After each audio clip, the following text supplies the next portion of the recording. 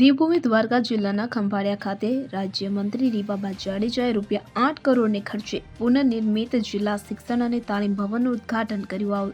આધુનિક ભવન 1930ના પ્રાચીન GVJ હાઈસ્કૂલના ઐતિહાસિક બિલ્ડિંગને રિસ્ટોર કરીને તૈયાર કરવામાં આવ્યું છે. ઉદ્ઘાટન દરમિયાન રીવાબા જાડેજાએ રિસ્ટોરેશન કાર્યમાં જોડાયેલા લોકો, શિક્ષણ વિભાગ અને સમગ્ર શિક્ષા અભિયાનની કામગીરીની પ્રશંસા કરી હતી.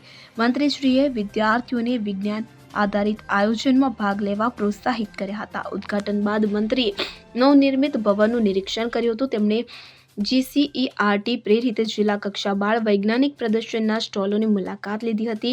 વિવિધ શાળાના વિદ્યાર્થીઓએ ટકાઉ ખેતી, ગ્રીન એનર્જી, કચરાનું સંચાલન, પ્લાસ્ટિકના વિકલ્પો, નવીન ટેકનોલોજી, ગણિતીય મોડલ, આરોગ્ય, સ્વચ્છતા અને જળ સંરક્ષણ જેવા વિષયો પર પ્રોજેક્ટ રજૂ કર્યા હતા. ઉપરાંત મંત્રીશ્રીએ કૌશલ્યોત્સવ હેઠળ માધ્યમિક શાળાના વ્યવસાયલક્ષી વિષયોના પ્રોજેક્ટ પણ નિહાળી વિદ્યાર્થીઓને પ્રોત્સાહિત કર્યા હતા. કાર્યક્રમ દરમિયાન ગોપાલદાસ વાલજી જેરાજાણી પરિવાર તથા હિતરક્ષક સમિતિના સભ્યોનું સન્માન કરવામાં આવ્યું હતું. જિલ્લા શિક્ષણાધિકારી શ્રી હર્ષવર્ધનસિંહ જાડેજાએ સ્વાગત પ્રવચન આપ્યું હતું, જ્યારે જિલ્લા પ્રાથમિક શિક્ષણાધિકારી શ્રીમતી મધુબેન ભટ્ટે આભાર વિધિ કરી હતી.